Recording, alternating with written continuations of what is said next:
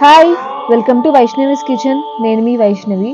ఈరోజు నేను తిరుమల వెంకటేశ్వర స్వామికి నైవేద్యంగా పెట్టే వడప్రసాదాన్ని ఇంట్లోనే సింపుల్గా టేస్టీగా ఎలా చేసుకోవాలో చూపిస్తాను. నేను చెప్తున్న టిప్స్ ఫాలోతో చేయండి, చాలా బాగా వస్తుంది.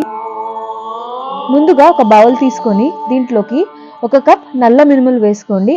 ఒక కప్ అంటే 250 గ్రామ్స్ తీసుకున్నాను. దీంట్లోకి తగినన్ని నీళ్లు పోసుకొని 6 to 8 అవర్స్ లేదా ఓవర్ నైట్ నానబెట్టుకోండి. ఇలా నానబెట్టుకున్న పిండిలోంచి నీళ్లు పూర్తిగా వంచేసి గ్రైండర్లో వేసుకొని రుబ్బుకోండి. కచ్చాపచ్చగా రుబ్బుకుంటే బాగుంటుంది. దీంట్లోకి అస్సలు నీళ్లు యాడ్ చేసుకోకుండా రుబ్బుకోవాలి. ఇప్పుడు 2 టేబుల్ స్పూన్ల మిరియాలు, 2 టేబుల్ స్పూన్ల జీలకర్ర, తగినంత ఉప్పు, చిటికెడు ఇంగువ వేసుకొని బాగా దంచుకోండి.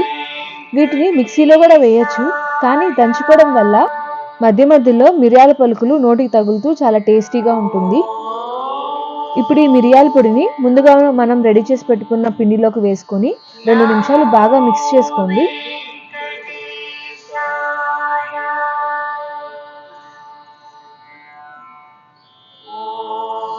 ఇప్పుడు వడలు వేయించుకోవడానికి స్టవ్ మీద ఒక పాన్ పెట్టుకొని నూనె కాస్త ఎక్కువగా పోసుకోండి. వడ పూర్తిగా మునగాలి.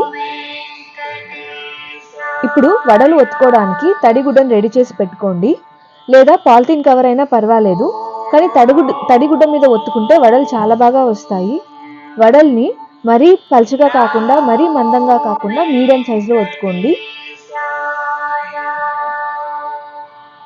ఇప్పుడు వడని జాగ్రత్తగా లిఫ్ట్ చేసి నూనెలో వేసుకోండి. స్టవ్ని సిమ్లో పెట్టి ఈ వడల్ని వేయించుకోండి.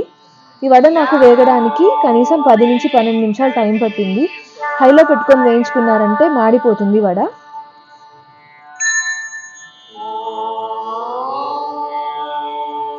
వడ ఈ రంగు రాగానే నూనె వంచి బయటికి తీసేసేయండి.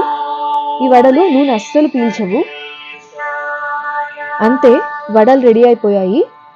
మీరు కూడా ఒకసారి వెంకటేశ్వర స్వామికి ఇష్టమైన ఈ వడ ప్రసాదాన్ని ట్రై చేసి ఎలా కుదిరిందో నాకు కామెంట్ బాక్స్లో కామెంట్ చేయండి. Please subscribe.